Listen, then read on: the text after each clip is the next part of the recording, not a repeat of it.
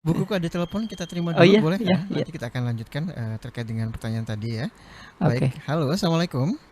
Salam. Iya. Dengan siapa Bapak? Ya dari Pak Arya di Pinggan nih Pak. Pak Arya di Spinggan. Baik, silakan Pak Arya.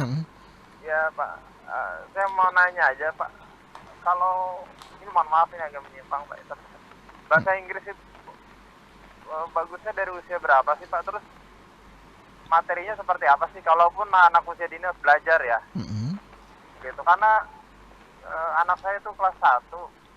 Kemarin saya bantu dia dikasih PR kerjaan bahasa Inggris.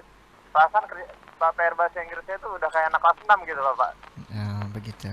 Setahu saya seangkatan saya yang belajar pun udah susah sama seperti itu. Itu pun saya belajar kelas 1 SMP baru dapat materi yang sama. Ini sudah kelas 1 SD. Itu materinya sudah selevel dengan anak kelas 6 lah. Gitu. Ya. Itu aja sih. Baik. Terima kasih ya. Makasih Pak Arya ya di Spinggan ya, luar biasa. Nanti anaknya kalau kelas SMP materinya sudah seperti kuliah Pak ya. Oke, jadi pertanyaannya harusnya untuk bahasa Inggris itu di usia berapa gitu ya? Kalau kemampuan bahasa, jadi sebenarnya kemampuan bahasa itu sedini mungkin kemampuan bahasa, tapi kemampuan bahasa yang seperti apa gitu ya? Kadang-kadang kita bervokal sama anak-anak tidak bisa mengucapkannya. Betul ya. Makanya apalagi bahasa Inggris, apalagi bahasa Inggris.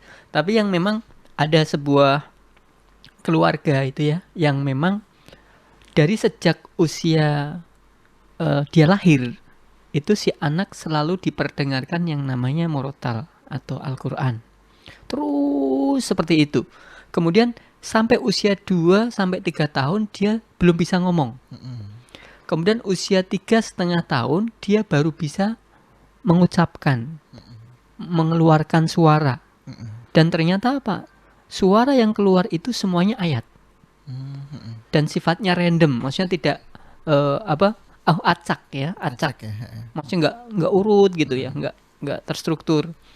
Kemudian setelah kita coba kita belajar dari itu, dari orang tuanya itu, akhirnya memanggil, karena si anak ini rasa ingin tahunya tinggi. Jadi kalau baca ayat ini nanti lanjutannya apa, itu kadang kan dia pengen benar-benar tahu lanjutannya. Orang tuanya tidak tahu juga gitu ya. Akhirnya menghadirkan ahlinya ya, yang sudah hafid gitu ya. Untuk apa? Untuk melogiskan, menyederhanakan, mengurutkan. Seperti itu. Sehingga apa? Bahasa Al-Quran jadi mudah bagi si anak itu. Ya, kenapa? Karena diperdengarkan. Kalau tadi kan pertanyaannya, sejak kapan sih bagusnya bahasa itu diajarkan? Ini kalau berbicara kecerdasan kan bahasa, Pak ya. Nah, cuman kalau yang bahasa Inggris, ya silahkan mau di usia berapa. Yang penting untuk si anak-anak itu tidak merasa terbebani dulu. Dalam arti coba untuk spellingnya, jadi pengucapannya dan sebagainya itu dulu yang mungkin bisa distimulasi, tidak di apa yang istilahnya terlalu membebani gitu aja. Nah tadi dikatakan Bapak tadi yang telepon katanya ini seharusnya pelajaran kelas 6 tapi diberikan di anak yang usia mungkin kelas 2 ya, sehingga bebannya berat begitu. Ayahnya melihat ini terlalu berat ini. Seharusnya pelajaran kelas 6 bukan diberikan di kelas 2 misalnya begitu. Nah, bagaimana nih buku sikap kita gitu. Jadi kalau memang anak kita punya potential strength di bahasa, bagi kami sebagai konsultan nggak masalah. Kalau memang dia punya kekuatan talent di situ. Karena bisa jadi anak itu yang butuh. Kalau anak yang butuh, contoh seperti ini. Anak yang dia kelas 2 atau kelas 3, kemudian si anak ini sudah pengen tahu bagaimana cara bikin perusahaan. Kira-kira diajarkan atau tidak? Diajarkan.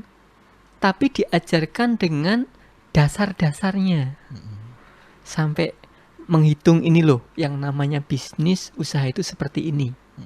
Jadi kalau kamu belanja sekian, nanti mau dijual sekian, nanti untungnya sekian, seperti itu. itu kan sebuah keilmuan dasar seperti itu. Kalau memang dia punya kemampuan secara genetik di interpersonal, kemampuan untuk bikin perencanaan, bikin ini jadi pengusaha dan sebagainya, seperti itu. Makanya kalau tadi di usia itu apakah boleh diajarkan selama si anak ini memang mampu mengikuti dan kemudian anak ini memang dia punya kecerdasan di situ, nggak apa-apa. Pertanyaannya bagaimana cara memotivasinya, bagaimana mengenali apakah dia benar-benar punya kemampuan di situ atau tidak, seperti itu. Kalau tidak, yang akan terjadi adalah anak merasa tertekan, yang kemudian dia bisa jadi minder dengan dirinya saat nanti hasilnya kurang maksimal. Kebayang kan kalau dia mungkin tidak punya kemampuan di situ, kemudian dia mengerjakan juga sangat berat sekali, kemudian nilainya juga ini kurang bagus, ya bisa jadi itu akan mematikan kepercayaan dirinya dia, bisa jadi. Baik, seperti itu. Iya, begitu ya Pak Arya ya di Spingan. Kita lanjut ini ya Bu Kuku. Iya. Baik, tadi pertanyaan sudah terjawab ya. Yang kinestetik ya, belum lengkap kayaknya tadi ya.